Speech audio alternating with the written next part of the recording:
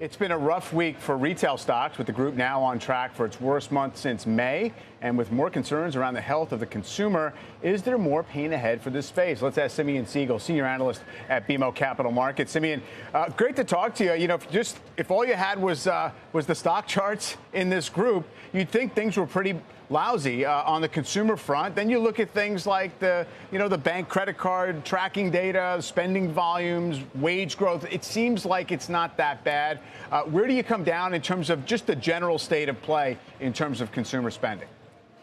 Hey, Mike, good to see you. Yes, you asked the question, is it all going to be bad? I sure hope not. So listen, I think that the answer is, and it's funny because when you look at the conversations versus the numbers, companies are still growing revenues and they're still growing gross margin. You wouldn't know that by all the headlines. And so we're in this limbo period right now. We're past back to school. We're not yet at holiday. We're deep into 23. We're too far from 24. So investors can't put on next year ideas yet. And then you brought this credit card data up. It just has people chasing their tail, trying to figure out what revenues are doing today. The end of the day, I think for those that can take a step back, I think there's some interesting opportunities. But I think until that happens, in the absence of micro news, the macro dominates. And right now, the macro is scary. Yeah, there's no doubt that there's been a flight to relative safety, perceived safety in some of the more defensive type names, whether it's, a Costco or something like that. But in your universe, is it just, about going to the sort of proven market share winners, or are there other, just super cheap situations that are worth playing? I think for better or worse, you have single-digit PE in my world. So there's a Costco you referenced. There's the TJX. So the off-pricer, this company is a go-to destination for all the largest brands. TJX will continue compounding. It's not cheap, but it's not cheap for a reason, and that's great. And that's one side of the portfolio. But then on the other side of the portfolio, to your point, all this wreckage creates opportunity. And some of those businesses are going to be trading. You're going to have to figure out where do you want to play in the mall if you want to throw a dart. But some of the businesses actually are pretty good businesses that have been thrown out. I think you and I have historically, we've talked in the past about a company, Bath & Body Works.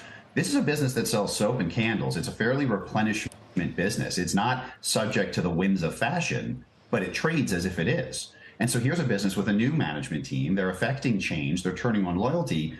But to everyone, it's just a mall-based retailer.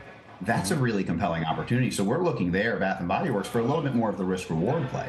So you have the TJX, which will be your compounder. You have the BBW, which will be a little bit more alpha if you're willing to stomach this limbo in-between period.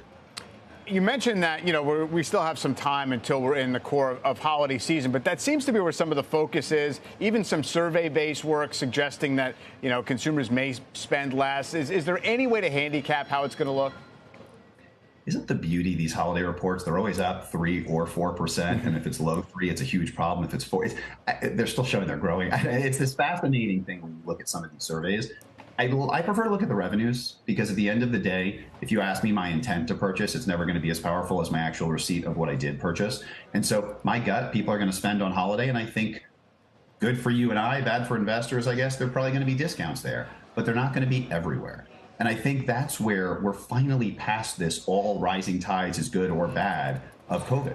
Because remember, at the beginning of COVID, there was simply no product, which means there were no discounts. Last year, there was too much product, which means there was a plethora of discounts. Right now, good brands are going to be able to hold their own. Tougher brands are going to chase. And so you and I are going to find deals, both from an investment perspective, but more importantly, from a sweater perspective. There's going to be promotions, but not for everyone. And so that's why when I look at holiday, listen, the amount of times we talk with both investors and corporate about shrink and about student loan, about all these other macro. I mean, right before I heard you talking about the recession, they have to acknowledge it and they're scared of it. But at the end of the day, they're also pointing to their P&Ls, which are showing that when they give customers product, those customers are buying it. Rightly or wrongly, the U.S. consumer is incredibly resilient.